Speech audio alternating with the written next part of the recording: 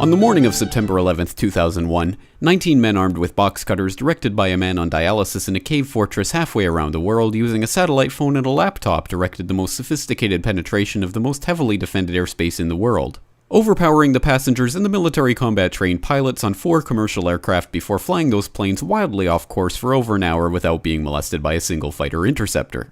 These 19 hijackers, devout religious fundamentalists who like to drink alcohol, snort cocaine, and live with pink-haired strippers, managed to knock down 3 buildings with 2 planes in New York, while in Washington, a pilot who couldn't handle a single-engine Cessna was able to fly a 757 in an 8,000-foot descending 270-degree corkscrew turn to come exactly level with the ground, hitting the Pentagon in the budget analyst office where DoD staffers were working on the mystery of the $2.3 trillion that Defense Secretary Donald Rumsfeld had announced missing from the Pentagon's coffers in a press conference the day before, on September 10th, 2001. Luckily, the news anchors knew who did it within minutes. Osama bin Laden. The pundits knew within hours. Osama bin Laden. The administration knew within the day. Terrorists who committed these acts and those who harbor them. And the evidence literally fell into the FBI's lap. That a hijacker's passport was found blocks from the World Trade Center crash site, if you can believe that.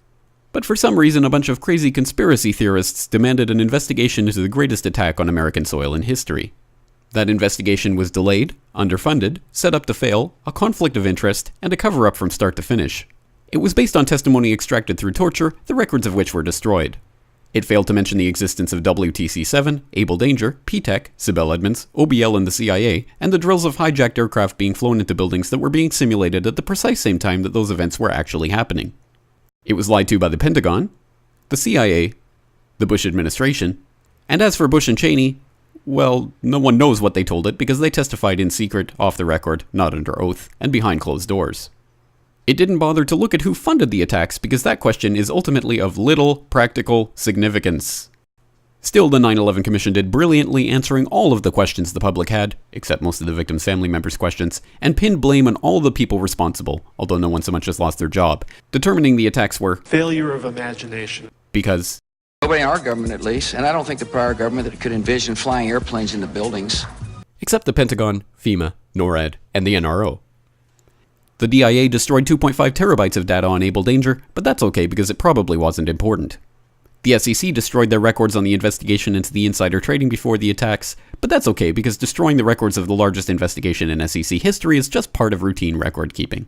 NIST has classified the data that they used for their model of WTC-7's collapse, but that's okay because knowing how they made their model of the collapse would jeopardize public safety. The FBI has argued that all material related to their investigation of 9/11 should be kept secret from the public, but that's okay because the FBI probably has nothing to hide. This man never existed, nor is anything he had to say worthy of your attention, and if you say otherwise, you are a paranoid conspiracy theorist and deserve to be shunned by all of humanity. Likewise him, and her. And her, and her, and him. Osama bin Laden lived in a cave fortress in the hills of Afghanistan, but somehow got away. Then he was hiding out in Tora Bora, but somehow got away.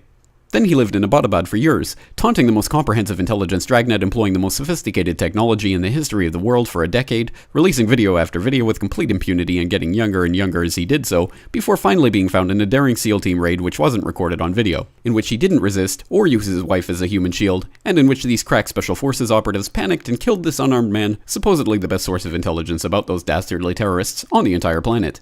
Then they dumped his body in the ocean before telling anyone about it. Then a couple dozen of that team's members died in a helicopter crash in Afghanistan. This is the story of 9/11, brought to you by the media which told you the hard truths about his head could be seen to move violently forward. And they took the babies out of the incubators. And mobile production facilities. And the rescue of Jessica Lynch.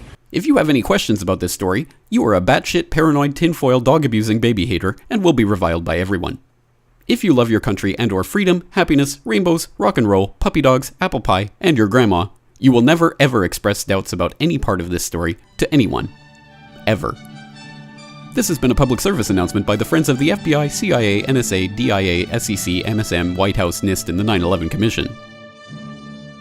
Because ignorance is strength.